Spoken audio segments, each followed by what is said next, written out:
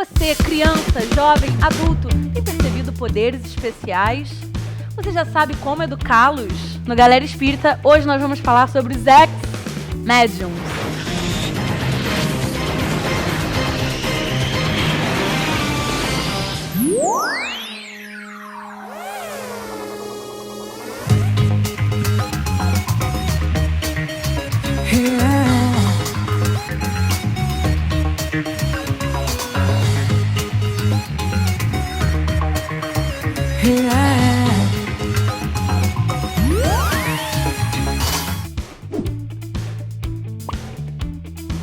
Na verdade, eu acho que a mediunidade é sempre natural, né? A gente, enquanto espírita, sempre estuda que ela faz parte até do organismo do indivíduo, ela está muito ligada às células e ela é sempre um processo natural. A não ser aquela que a gente, quando observa alguém com a sua mediunidade, deseja ter e cria coisas que não existem só para ficar parecido com o colega ou com o amigo.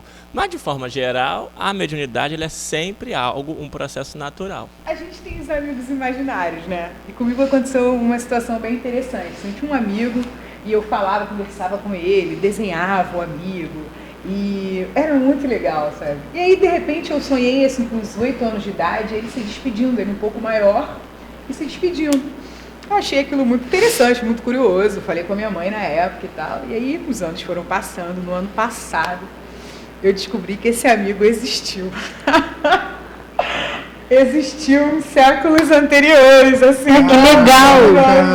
Eu falei, caramba, sabe? Porque é uma coisa que a gente não dá muita confiança, né? Que as crianças falam dos amigos imaginários, a gente não dá muita confiança. Maneiro. Mas existe essa possibilidade da gente conversar, né? De estabelecer esse contato. Mas né? esse seu amigo imaginário só surgiu assim, apareceu e mais nada? Não te produziu nenhum susto? Não, a gente conversava naturalmente, sabe? Você não saiu correndo, nada? Não saí correndo. Gente, por favor, palmas pra Rosária, mulher destemida. Não saí correndo. Porque eu não teria nem tempo de fazer amizade. Apareceu aqui, já tô lá, longe. Eu já não tive umas experiências assim tão tranquilas, né? Acho que o meu primeiro contato com mediunidade, depois eu quero saber só o ano que foi isso, tá, Rosário? Porque a gente faz uma conta e descobre sua idade. Eu já tinha 8 anos.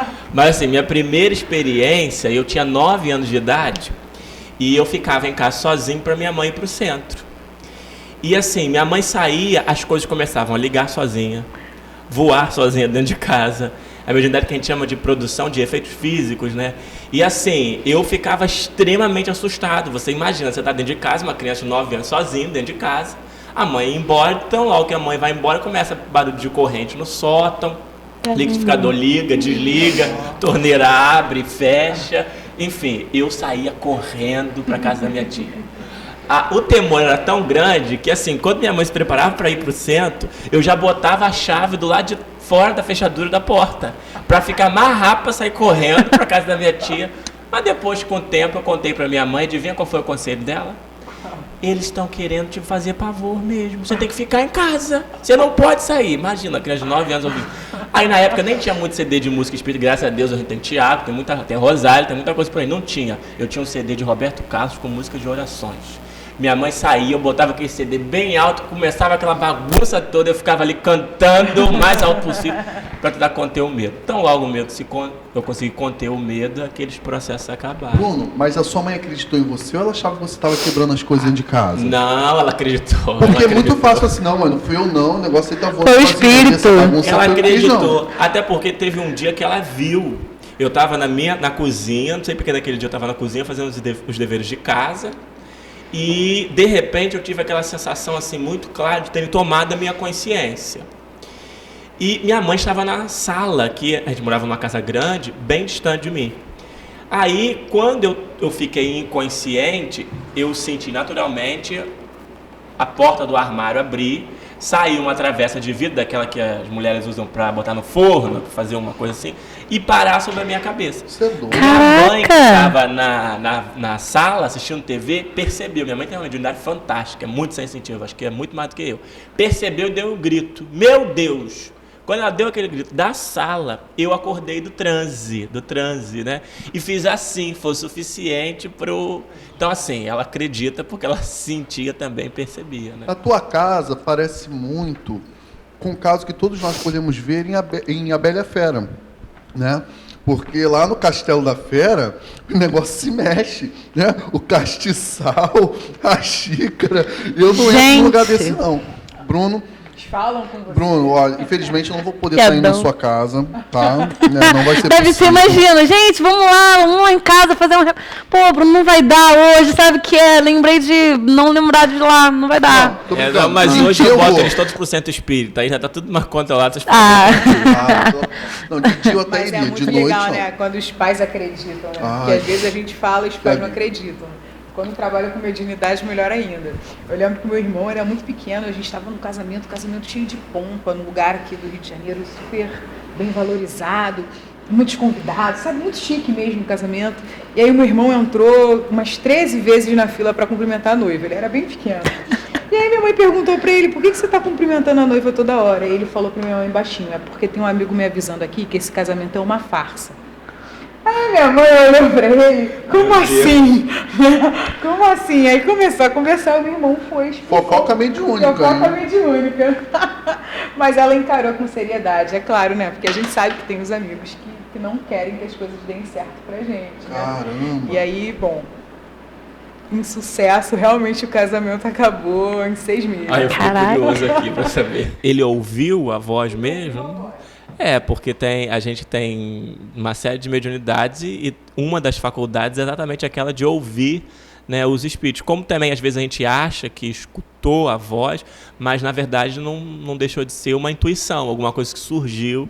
Né? Eu não consigo ouvir espíritos, não consigo ver espíritos, mas eu sinto os cheiros, então assim, é muito natural entrar no ambiente e sentir o cheiro de acordo com o ambiente espiritual daquele espaço. E tem a mediunidade de psicofonia, né, que é quando você cede o seu aparelho fonador para que o espírito faça um diálogo. Estava num processo de treinamento da psicografia, e aí tive aí o acidente, alguns de vocês devem ter sabido, e por conta do acidente fiquei muito tempo com o braço imobilizado, aquela coisa toda. Acabei parando isso e não continuei, né? Mas como diz Kardec, todos nós somos, como dizem os espíritos, Kardec, todos nós somos médios, né? Todo mundo já deve ter passado por essas sensações de medo, um arrepio, que às vezes até na fase da infância é mais natural, porque o processo reencarnatório não se completou, não se concluiu. Então você está entre os dois mundos, né? Tá andando com os mortais e com os imortais, vamos dizer assim. Mas é um processo natural.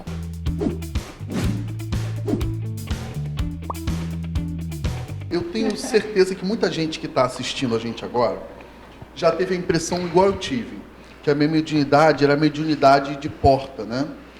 Você conhece a mediunidade de porta, não? Você sente uma porta, você não sente nada. Tá. Né? Então, parece, não, eu não sinto nada, eu não sou médium e tal. Eu pensava isso. Para mim era muito natural ter ideias fantásticas e ideias repentinas, e eu começar a debater comigo mesmo, e começar a conversar comigo mesmo, enfim. E aí eu descobri a mediunidade de uma maneira muito legal. Em 2004, eu fiz uma música e deixei essa música guardada. E na casa espírita, um amigo médium, né, com a manifestação psicofônica, o espírito se dirige a mim e diz, olha, lembra aquela música que você fez? Eu falei assim, que música? Ele falou o nome da música. Isso 5 anos depois, eu nem frequentava a casa espírita. E aí o espírito fala o nome da música, detalha a ocasião e diz, olha, você não faz nada sozinho. Então, a partir de agora, fique sabendo que você não está fazendo nada, você está fazendo junto com alguém.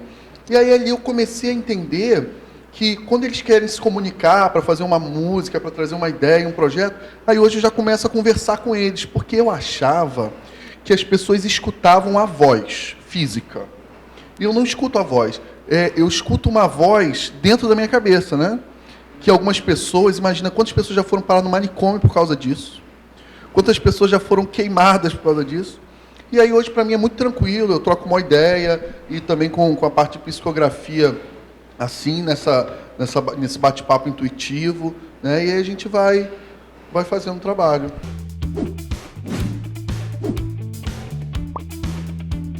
Vocês falaram da mediunidade nas crianças, né? Eu me recordo de fazer no culto do lar, lá em casa, e o meu filho, de repente, falar uma citação. Eu falei assim, mas filho, de onde você tirou isso? E aí eu lembro que ele falou, não, foi o professor que ensinou. Ele apontou para a capa do livro onde estava Allan Kardec, né? E ele se referiu a Allan Kardec como professor e tal.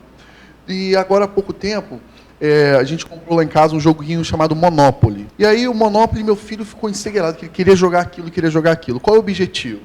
É você enriquecer e falir o colega, né? E meu filho ficou muito empolgado com aquela brincadeira. E aí quando a gente vai para a casa espírita e sai da sala do passe, eu falo, pai, o espírito falou comigo lá dentro. Eu falei assim, como assim, filho? Ele chegou no meu ouvido e falou assim, olha, se você ficar só querendo jogar Monopoly o tempo todo e só pensar nisso, futuramente você vai ter dificuldade. Eu achei interessante, porque a empolgação do jogo te leva, você volta a ser aquele materialista implacável, sabe? Uma empolgação danada, que eu vou ficar rico, que eu vou falir o outro e tal. Eu achei bacana porque ele, do alto dos seus 8 anos de idade, não teria esse raciocínio, sabe? Agora, deixa eu te fazer uma pergunta, Tiago, porque aí isso dá ensejo para a gente falar de um tipo de mediunidade que às vezes é desconhecida, né? Que Kardec, ele fala no livro dos médiuns da relação de formas diferentes. Do desencarnado para o encarnado, mas ele também fala do encarnado para o desencarnado, ele fala da possibilidade de comunicação de encarnado para encarnado, desencarnado para encarnado. E nesse momento, né, o seu filho pode até ter percebido algum sentimento que era seu. Ele pode ter sido médio de uma comunicação sua, né, que estava ali encarnado, com aquela preocupação, e isso foi canalizado e ele percebeu. Ele captou, muito interessante, né? É um processo de... Porque a mediunidade, o que é? É um meio de comunicação. É um processo de comunicação, deixa de ser, né?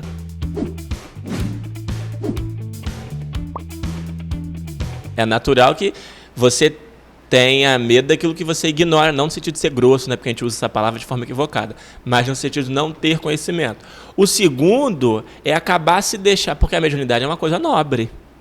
E quando você não estuda, não sabe do valor que a mediunidade tem, você acaba se deixando levar para outros fins. Quanta gente hoje está aí ganhando dinheiro com a mediunidade e acham que estão sendo conduzidos por espíritos nobres, quando na verdade estão sendo conduzidos por espíritos pseudo-sábios, espíritos que disfarçam, fingem que são aquilo, e hora e outra acabam caindo aí, passando vexames, né, vergonha, com aquele processo. Então a mediunidade, ela é para ser usada com estudo, porque ela foi feita para ser instrumento do bem. E a gente só consegue fazê-la com instrumento do bem quando a gente conhece o processo, né? Até para saber, peraí, igual a Rosália contou a história ali do espírito que chegou, falando no irmão dela, mas que tipo de espírito é esse? Isso é bom ou isso é ruim? Só o estudo que nos ajuda a ter essa e muito segurança. mais do que isso é bom ou isso é ruim, eu acho que, por exemplo, que bom que foi minha mãe, que era uma pessoa esclarecida, que soube entender, não levou aquilo como uma fofoca, embora a gente tenha brincado, um espírito fofoqueiro, e não chegou pra noiva e falou, esse casamento é uma farsa, sabe? Ela entendeu o recado, né, que realmente tinha alguma coisa ali acontecendo, mas ela preferiu silenciar e fazer a parte que a cabia, que era de fazer uma prece por aquele casal para que tudo desse certo, né? Então, assim, a gente precisa estar com esse aparato, né? A mediunidade é natural, a mediunidade está em todos nós, está em todos os lugares, mas a gente precisa direcionar essa mediunidade, porque senão ela vira realmente ficção.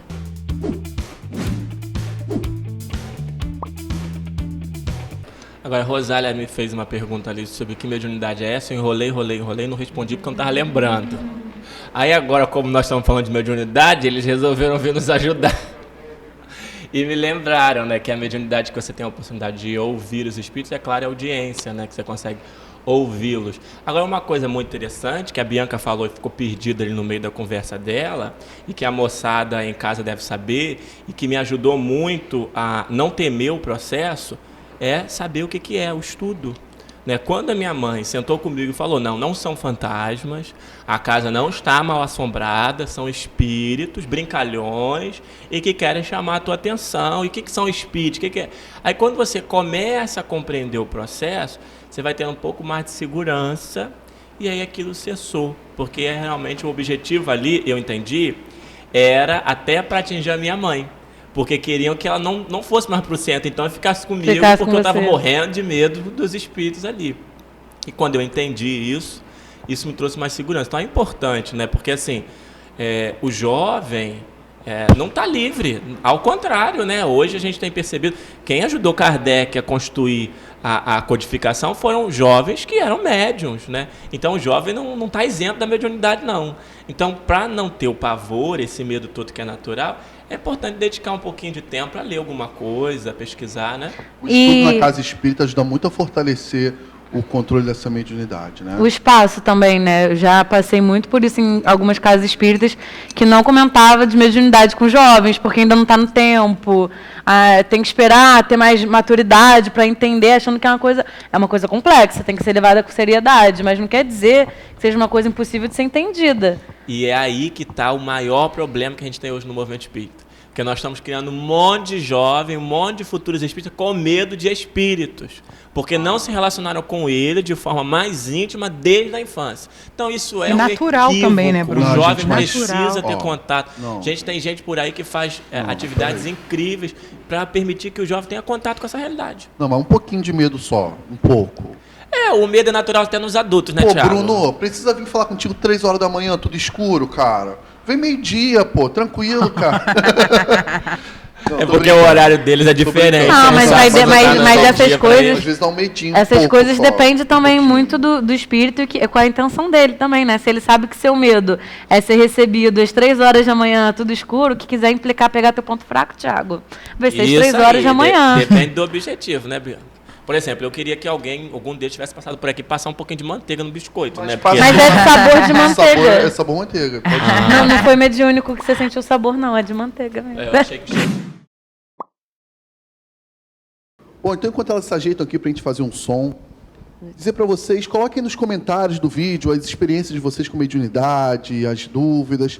Coloca aí, vamos trocar essa ideia. E lógico, não deixe de curtir e compartilhar os vídeos aqui do Galera Espírita da TV Nova Luz. Vamos lá.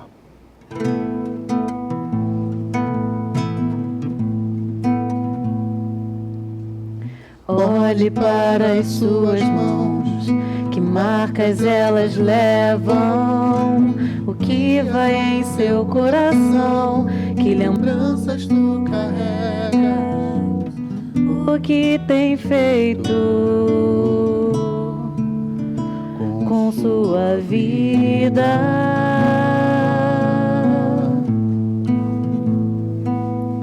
Note as pegadas que você deixou, por onde elas seguirão.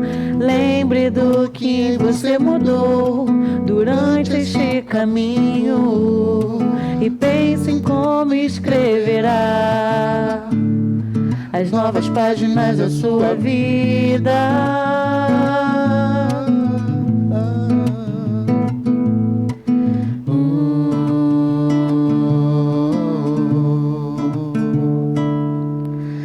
O que a gente faz fala muito mais do que só falar. Pense muito bem o que aprendeu e o que fazer de especial. O que a gente faz fala muito mais do que só falar. Pense muito bem o que aprendeu e o que fazer de especial.